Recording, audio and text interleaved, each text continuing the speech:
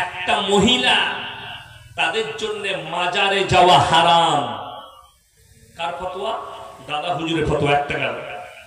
বেরেলভি ভাই যারা নিজেদিকে সুন্নি বলে, যারা নিজেদিকে বেরেলি বলে, তাদের সব থেকে বড় মৌলবি, তার নাম হচ্ছে আহমদ রাজা বেরেলভি।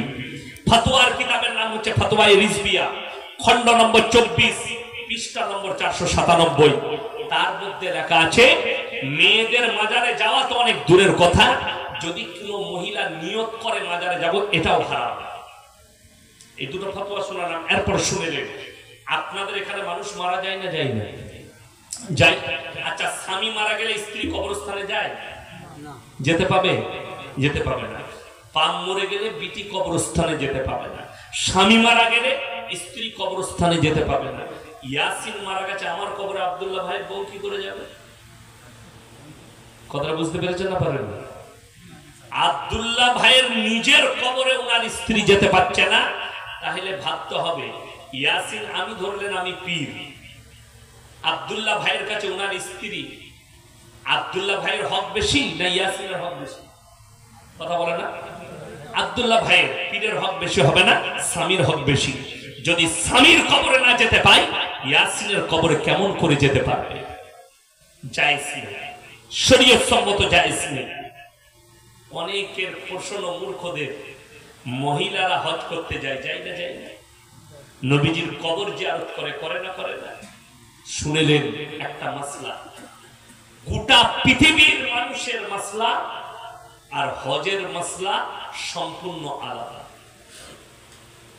হজের আরকানের সঙ্গে মিলবে না।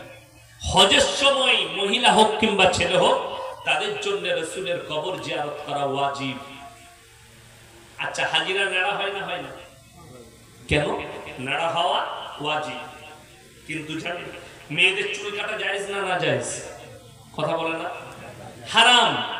মেয়েদের চুল কাটা হারাম, কিন্তু হজের ময়দানে 4 আঙ্গুল চুল কাটা ওয়াজিব। যারা ফরজ হজ করতে যায় তাদের জন্য 4 আঙ্গুল চুল কাটা ওয়াজিব মহিলাদের জন্য। এইখানে কিন্তু হারাম, হজের ময়দানে ওয়াজিব। তাহলে পাল্টালো না? পাল্টালো না ফতোয়া? হজের ময়দানের সঙ্গে পৃথিবীর কোন জায়গার মাসলা লাগানো যাবে না। আর সেখানে শুয়ে আছেন পৃথিবীর শ্রেষ্ঠ পয়গম্বর হযরত মুহাম্মদ মুস্তাফা সাল্লাল্লাহু আলাইহি ওয়াসাল্লাম। ওনার কবর জিয়ারত করা হজের যে নিয়মগুলো আছে আরকান, তার মধ্যে বলা হয়েছে ওনার কবর জিয়ারত করা ওয়াজিব।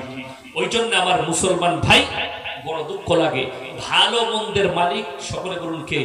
আল্লাহ। আল্লাহ ছাড়া কারো কাছে ভালো মন্দ চাওয়া যাবে না। আপনি নবীজির কবরে চেয়েছিলেন না জিয়ারত করেছিলেন?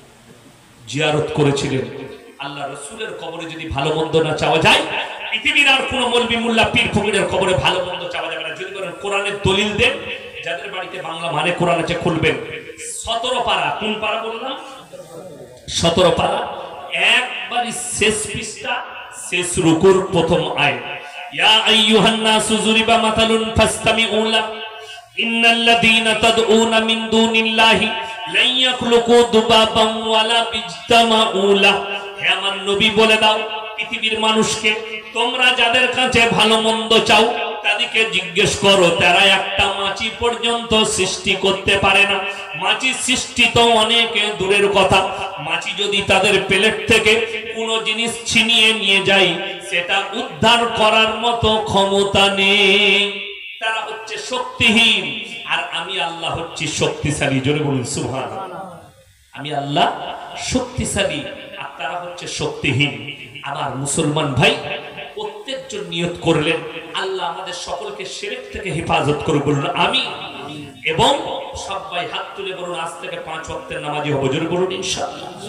5 ওয়াক্তের নামাজি হন। লাস্ট কথা যেটা বলবো, প্রত্যেকটা ভাই নিজের মেয়েকে, নিজের স্ত্রীকে, নিজের বোনকে, নিজের বিটিকে আমরা সবাই পর্দায় রাখবো। জোরে বলুন ইনশাআল্লাহ। আচ্ছা, পর্দা করা ফরজ না ফরজ নয় বাবা? ফরজ। আপনি সকালবেলায় উঠে আব্দুল্লাহ ভাই রেস্টুরেন্ট ওখানে যান, চকলেট পাওয়া যায় দোকানে।